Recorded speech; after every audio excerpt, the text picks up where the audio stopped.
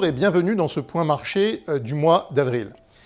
Au mois de mars, ce sont les attentes sur la croissance qui ont dominé les évolutions de marché. Et avant de revenir sur les grandes fluctuations observées au cours du mois, disons quelques mots de la conjoncture de part et d'autre de l'Atlantique. Aux États-Unis, le plan de relance de 1900 milliards, qui a été voté par le Congrès et signé par le président américain, va doper la croissance dans les trimestres qui viennent et au début de l'année prochaine. Les États-Unis seront très clairement le fer de lance des économies avancées. La campagne de vaccination progresse à grands pas, ce qui devrait également bénéficier à la confiance des ménages et les inciter à débloquer l'épargne abondante qu'ils ont accumulée depuis le début de la crise. Il y a là un autre moteur significatif pour la reprise américaine. Dans ces conditions, on s'attend à ce que l'inflation accélère, mais l'épisode d'accélération de l'inflation devrait être temporaire, et nous attendons à ce que la Réserve fédérale maintienne des conditions financières globalement très accommodantes. Alors la zone euro est de son côté toujours à la traîne. L'épidémie n'est pas jugulée, la campagne de vaccination progresse, mais très lentement, de sorte que les mesures de restriction sanitaire continuent de brider la plupart des économies. Alors on table sur une reprise de la croissance, mais de façon différée, plus tardivement cette année. Il y a donc un réel découplage entre la conjoncture américaine et la conjoncture des pays de la zone euro. On s'attend néanmoins à une reprise de l'activité économique en ligne avec les progrès escomptés du côté de la campagne de vaccination, et ce d'autant que le fonds de relance montera progressivement en puissance dans le courant du second semestre et devrait bénéficier à la croissance en fin d'année et l'année prochaine. On s'attend à une reprise de l'inflation qui sera beaucoup plus modérée qu'aux États-Unis, du fait d'un moindre rebond de la croissance cette année. La Banque centrale européenne va rester particulièrement accommodante dans ces conditions, et pour éviter que la remontée des taux d'intérêt aux États-Unis n'affecte les conditions financières du côté de la zone euro. Du côté des profits des entreprises, on s'attend à un rebond des profits des entreprises plus tardivement dans l'année. Il n'est pas entièrement escompté par les investisseurs, de sorte qu'il y a encore naturellement de la valeur du côté des bourses européennes.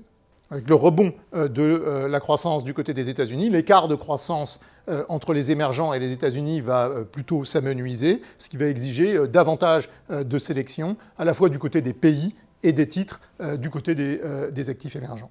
Alors, du côté des marchés financiers, l'événement dominant a été la remontée des taux d'intérêt aux États-Unis, avec le taux d'intérêt à 10 ans qui a clôturé le mois aux alentours de 1,7%. Pour l'heure, cette remontée des taux d'intérêt aux États-Unis ne préoccupe pas la Réserve fédérale parce qu'elle est essentiellement liée à une amélioration des perspectives économiques. Ceci dit, il faudra surveiller de très près la rapidité de la remontée des taux d'intérêt qui pourrait engendrer un durcissement des conditions financières et provoquer un regain de volatilité.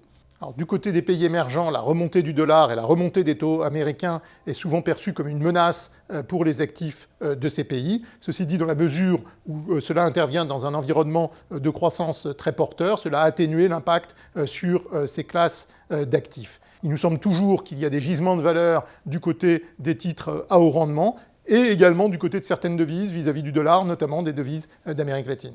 Du côté des bourses, la hausse des taux d'intérêt aux États-Unis et la hausse du dollar n'a pas préoccupé outre mesure les investisseurs. Les bourses en moyenne s'inscrivent en hausse de 5% sur le mois, à l'exception notable du Hang Seng de Hong Kong qui s'inscrit en repli de 2%. Sur le marché des changes, on observe ce mois-ci un regain de volatilité.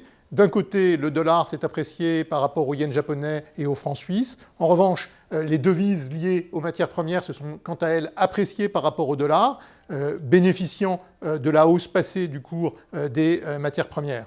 Au final, on observe des vents contraires sur le dollar. À court terme, nous pensons que le dollar va, dans l'ensemble, se stabiliser. L'euro par rapport au dollar devrait fluctuer dans la fourchette 1,16-1,18 $. Et plus tard, le dollar renouera vraisemblablement avec sa tendance baissière. À noter, du côté du Bitcoin, l'appétit ne s'est pas démenti. Le Bitcoin est en hausse de quasi 27% sur le mois. L'or s'est en revanche replié d'à peu près 2%.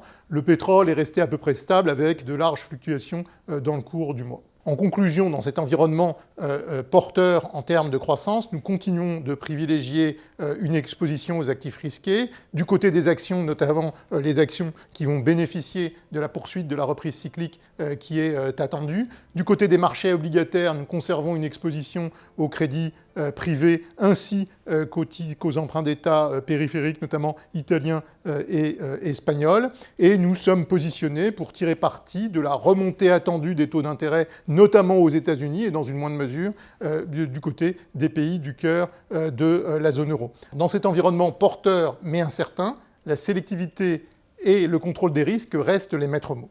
Merci de votre attention et rendez-vous au prochain point marché.